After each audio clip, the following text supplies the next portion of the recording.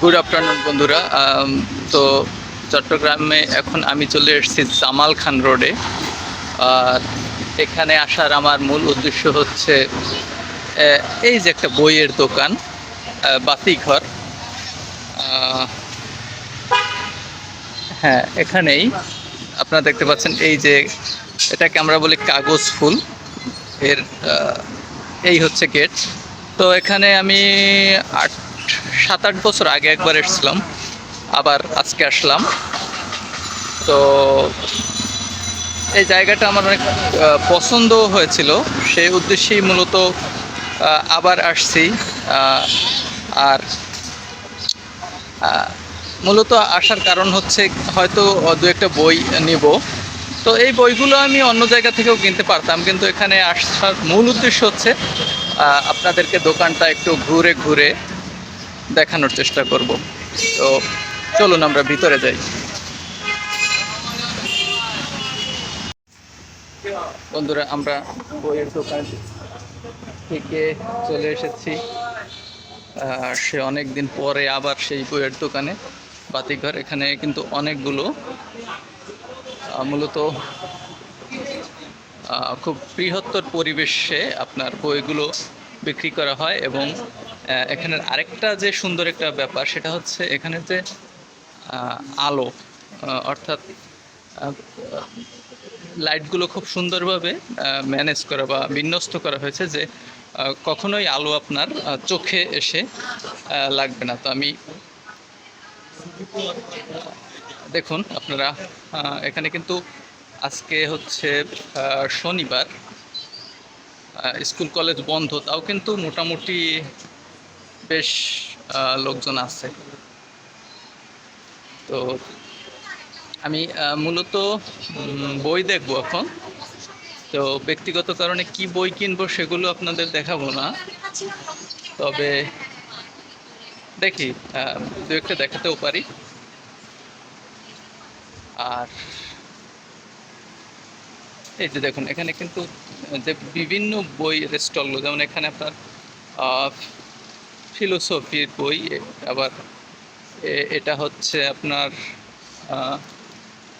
পরিবেশ ও প্রকৃতি, এই জাতীয় বই, সঙ্গীত ও নৃত্যকলা, তো সাংবাদিকতা, হ্যাঁ, এই বিভিন্ন ধরনের বইগুলো আপনার বিন্যস্ত করা আছে এই বাতিঘর যে বইয়ের দোকান সেখানে। এবং এই হচ্ছে, এখানে দেখুন একটা বাতিঘর বা লাইট হাউস যেরকম হয়, তার একটি রেপ্লিকা। এবং রেপ্লিকার মাঝে আপনার এই যে দেখুন, রেপ্লিকার মাঝে আবার বই রাখা হয়েছে। এটা সুন্দর একটা ব্যবস্থা।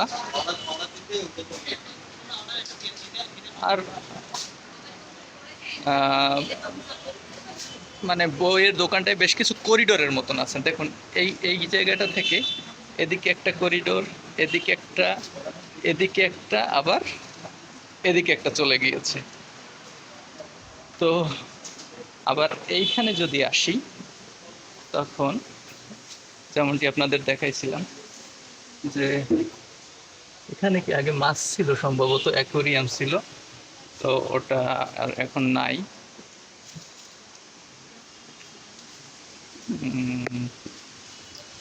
এই তো। আর মূলত দু একজন স্টাফের সাথে আমি কথা বলার চেষ্টা করবো কিনা ভাবছি, কিন্তু সবাই দেখা যায় যে খুবই ব্যস্ত। তো তাদেরকে আসলে ডিস্টার্ব করাটা আমার উচিত হবে কিনা বুঝতে পারছেন। তো বন্ধুরা, এখন আমি বই দেখবো, এত দূর আসছি।